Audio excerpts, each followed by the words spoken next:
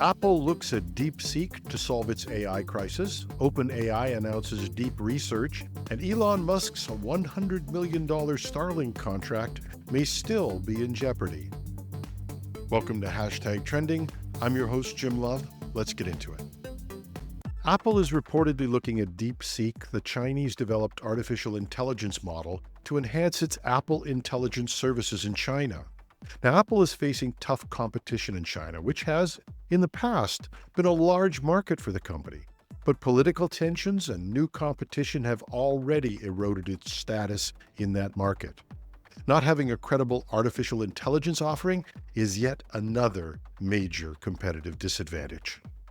Recently, OpenAI offered a bit of a lifeline by making its products available as apps on Apple devices, but that is at best a patch rather than a fully integrated solution, and even that probably won't hold up in China, as any AI offering has to be acceptable to the Chinese government.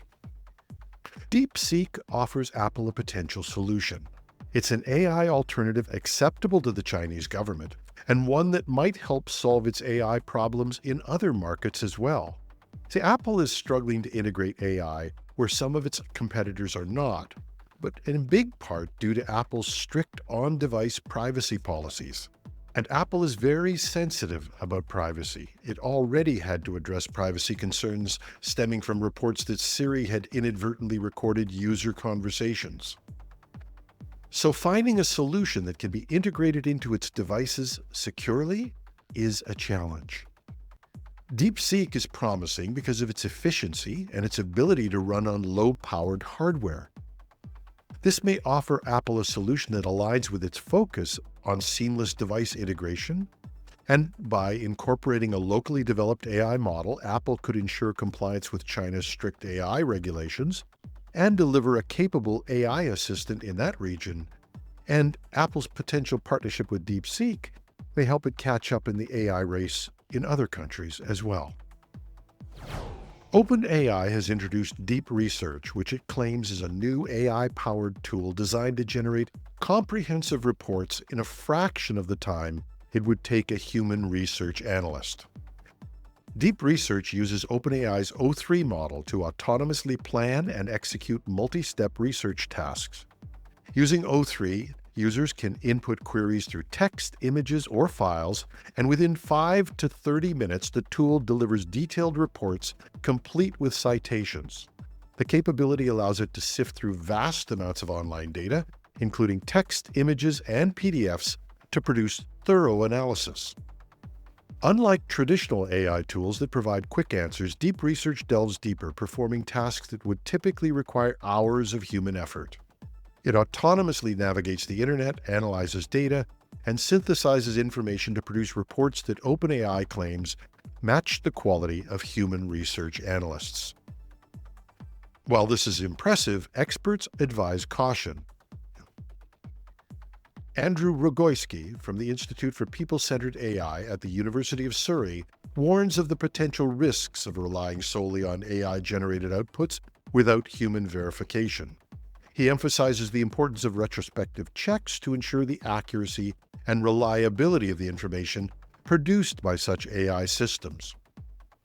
We can all recall some of the early examples where lawyers had been chastised for bringing cases to court with research done by AI that had been part of a hallucination. But despite these caveats, deep research is poised to be a valuable asset for professionals in finance, science, and engineering, offering a faster and more efficient way to conduct in-depth research. It's currently available only to pro users in the US, but OpenAI has promised to make it more widely available very soon. And finally, yesterday was a whirlwind of a day, full of emotion and full of suspense. It started with the Premier of Canada's largest province, Doug Ford, ripping up a $100 million deal with Elon Musk's Starlink. And while that decision, like the tariffs that President Trump had announced, were ultimately put on hold, there still could be lasting repercussions. The province had previously signed an agreement with Elon Musk's Starlink to provide services to remote and unserved locations in the province. But immediately after President Trump announced 25% tariffs on all Canadian exports and a 10% tariff on oil exports to the U.S., the Canadian Premier announced that he was ripping up the $100 million agreement, and that was just the first step. The province procures over $30 billion in products and services. Now, the impact of Ontario's action alone would mean a loss of revenue for not just Musk, but a number of U.S. technology providers.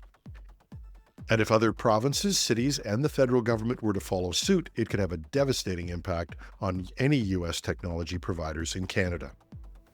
So when Trump announced that he was suspending tariffs for a month, Premier Ford said that the contract with Starlink was back on.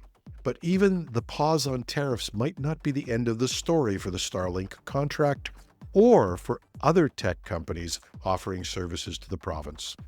Ford is now facing an election campaign over the next few months, and his political opponents have been very critical of the Starlink contract.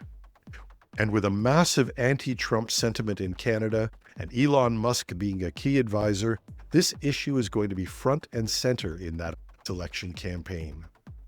Bonnie Crombie, the leader of the opposition Liberal Party, was quoted as saying what a number of Ontarians might be thinking. "We have the same technology right here in Ontario, for goodness sake," she said. What a waste of $100 million. And that's our show for today. I'm your host, Jim Love. Have a terrific and apparently tariff-free Tuesday.